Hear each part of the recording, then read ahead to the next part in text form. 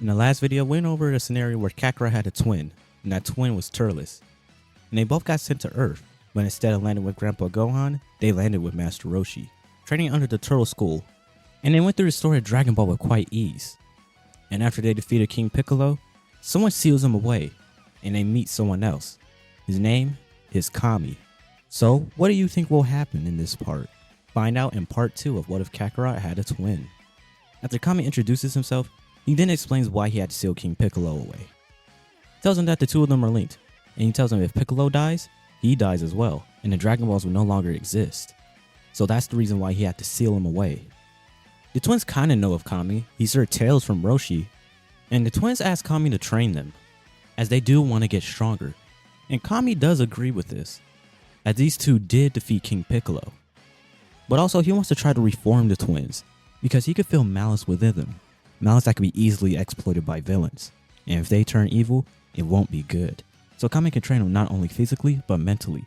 But first he has to see if they're worthy of going to his lookout. So they put through a series of tasks, including meeting Korin, climbing his tower, and getting the sacred water and drinking it. And after they passed all these tests, they go to Kami's lookout. One thing I want to note here is Kakarot and Turles keep their tails. They know about the Grade 8 form due to Roshi telling them about it, and they already got used to fighting with their tails. They use it as an extra limb. But also they want to get control of their Grade 8 forms. They think it will be useful in the future, as it does give them a big boost in power. Eventually we do head into the 23rd World Martial Arts Tournament, and there's a huge change. For one, Piccolo Jr. isn't here, as he wasn't born. King Piccolo didn't get to spit out his egg, and he was sealed away by Kami. So pretty much the final fight is going to be between Kakarot and Turles, as they are the strongest ones here. And another thing to mention is, Kakarot knows who Chi-Chi is. He has that great Saiyan memory, and from the times where she visits Kame's house with Ox King, she often joined him and Turles in their training, so Chi-Chi has more of a fighting mentality in this story.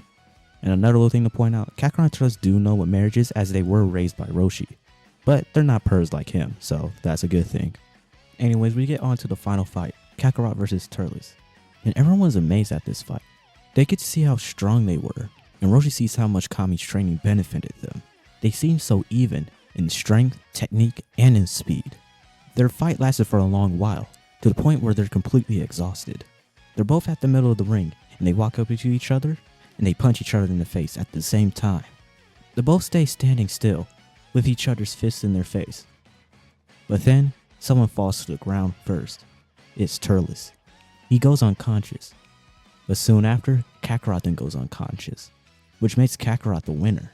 After the twins regain consciousness, Roshi walks up to them, and he says that he's proud of how strong they have gotten. As soon as he found them, he knew that they would be great martial artists. And he knows that this isn't the end, as they have way more room to grow. And the twins do have a couple new rivals, it being Krillin and Ten Shinhan. They see how much stronger they got in the past few years, and Ten Shinhan is completely reformed by now. Of course the twins are stronger than the both of them, but that just sets a goal for Krillin and Ten Shinhan, as they want to reach the same level of strength as them and go even beyond it. So eventually, they do start their training with Kami, trying to reach the same strength as Kakarot and Turles. Kakarot does take some time away from training, as he does marry Chi-Chi, and eventually have a kid. The name of the kid is still going to be Gohan, as this is for simplicity's sake, as I have no idea what the kid's name was going to be named. So just to note that I'm going to say his name is Gohan, but in this actual story his name's going to be something else that I just don't know yet. Anyway, some years pass, and Kakarot's still trying to adjust being a parent. But as for Turles, for now I want him to stay single, as I don't know if I want him to end up with somebody like Bulma. So I'm going to let you guys decide. I might do a community poll where either Turles stays single or he ends up in a relationship with Bulma. But for now, he's single and he continues his training.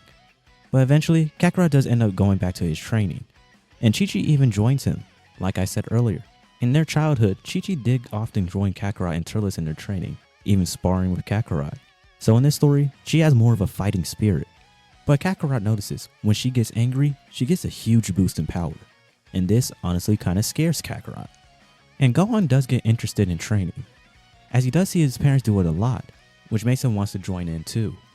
But he is too young to do the kind of training that they're doing, so he actually trains with Master Roshi, learning the aspects of fighting. And Chi-Chi often helps with Gohan's training, while Kakarot and Turles have their training sessions. One day, they all decide to have a reunion at Kame's house. But then someone shows up. It's Raditz. He said he's looking for his younger brothers, Kakarot and Turles.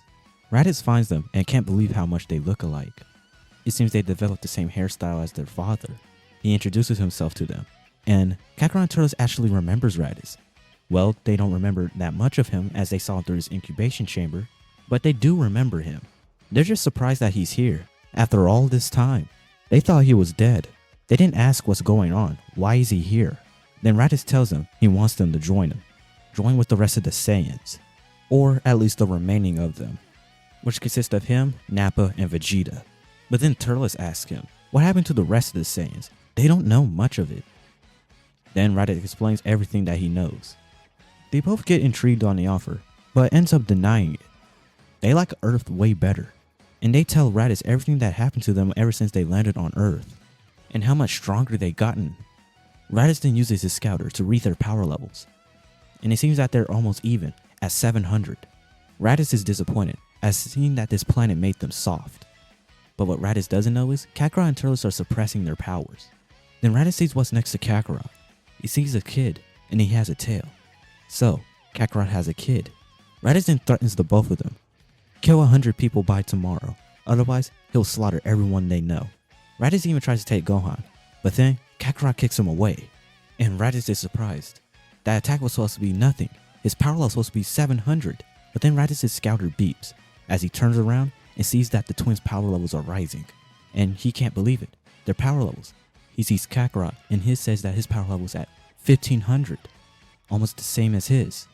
And as for Turles, his power level rises above Kakarot's to 1700.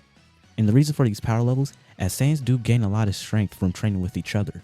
And Kakarot and Turles train with each other a lot, ever since they had first arrived on Earth. And the reason that Kakarot is weaker than Turles is because Kakarot had to spend time raising Gohan. But as for Turles, he kept on training for the last 5 years. Kakarot and Turles then warn Raditz, leave now or he'll die here. Raditz then realizes he's not going to win against the both of them. If he fights both of them, he's screwed. Then Raditz comes out clean and says that they actually need their help. He wants to start a rebellion against Frieza. The twins look at each other and they ask him, who's Frieza? Raditz then explains everything about Frieza. And he tries to work something out with the twins and tries to calm both of them down. They then work out an agreement with Raditz, and they tell everybody that they're going to go out to space and meet with the Saiyans and try to help them with Frieza. But first, the twins are going to need a separate ship as they can't fit in Raditz's space pod. And Raditz actually didn't think about this. Turles then gets an idea. He asks for help from Bulma and Dr. Breeze to build them a spaceship. Raditz then says something else pretty interesting. He knows that the gravity here on Earth is way weaker than the one on planet Vegeta. So Kakarot asks can they do anything about that? And they said yes, so they added a gravity room inside of the ship. They wait some time, and eventually their ship is complete. Raditz goes on the ship with them, as they want to learn as much as they can about the Saiyans and Frieza. He'll also benefit as an extra partner for gravity training. They then blast off into space, with Raditz putting in the coordination of a planet that they're going to meet at with the other Saiyans. A few days pass until they get there, and they made use of that time doing gravity training. And this proved in their benefit as their powers rise like never before. As they get off the ship, they see two other Saiyans. As they get off the ship, they see two other people. They have tails like them. It's Vegeta and Nappa. Kakarot then asks, why are they on a planet like this? And Vegeta tells them they have to stay off of Frieza's radar. And this is one of the planets that's not on it. And Vegeta is surprised, but also kind of disappointed. He's surprised at the fact that Saiyan twins actually does exist, as they're not common. But he's disappointed of how weak they are. He reads their power level and only says 3000. And he sees that Raditz did get a little bit stronger, seeing his power level was at 2000. But what Vegeta doesn't know is, they're actually really suppressing their power. And on their way there, Raditz does end up learning how to control and sense ki. When they power up, Vegeta is in shock.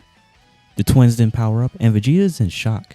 As he tried to read their power levels, his scouter explodes, but the last thing he saw is that their power is in the 6 digits. They only had about a week doing gravity training, but since it was more people, the powers rose a lot more.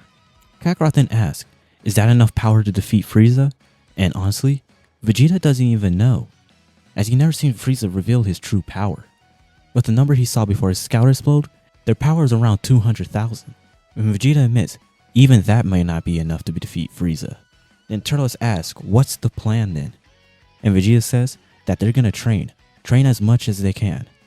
Because it's not gonna take long for Frieza to find out that they rebelled. So they have to use what time they have left to get stronger, and even to come up with a strategy that will help them out. So their training begins, and this is where we'll leave off this part. So their training begins, and this is where this part ends. What did you guys think of this video? And what do you think will happen in the next part? If you guys enjoyed this video, be sure to leave a like on it and subscribe to the channel. I'm DBZ Anarchy, and I'll see you guys next time.